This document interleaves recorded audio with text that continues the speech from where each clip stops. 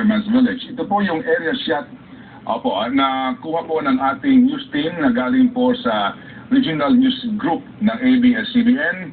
Mamaya po ating ipapakita mga kapamilya ang mga detalyadong video nakuha po ng aming pong cameraman na si Bernard, na kasama nga po ng inyong lingkod dun po sa Barangay San Jose in Tacloban City, kung saan po inabutan nga namin ang mga paaralan, mga kapamilya, na ginawa pong evacuation center at inabot nga po ng tubig mula po sa dagat.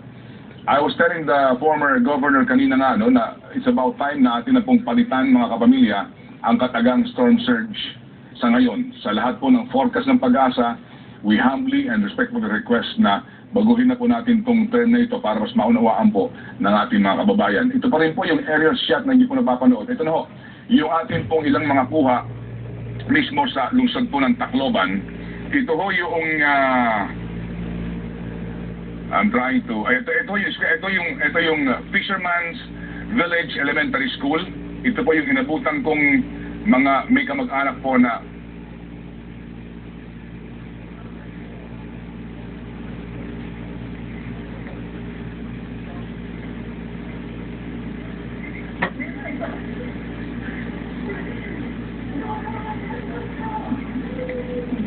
pakinggan po natin po ang ating panayan po sa mga kapamilya po ng biktima ng kalamidad.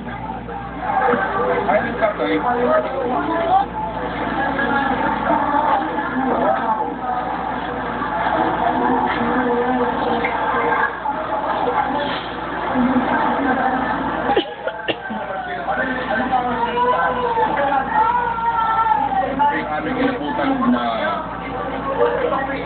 mga naandyan po na mga bangkay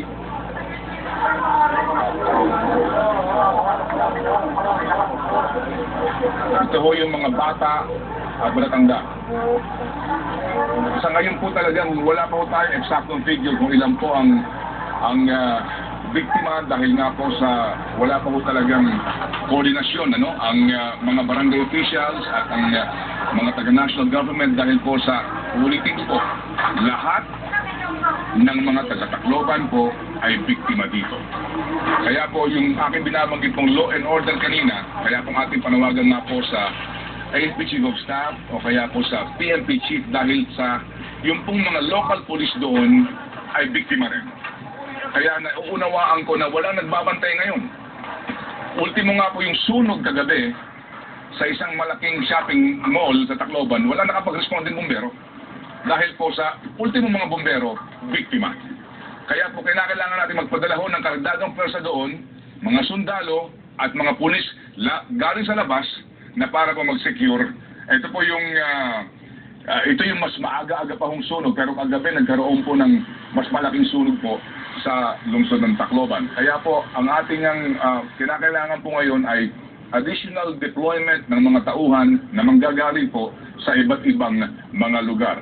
Ngayon, habang tayo po ay nagpapalabas ngayon ng mga video from Tacloban City, inihahanda pa na po namin maya-maya po yung pag-feed ng mga bagong karagdagang video mula po naman sa ilang pong mga bayan gaya ng Palo.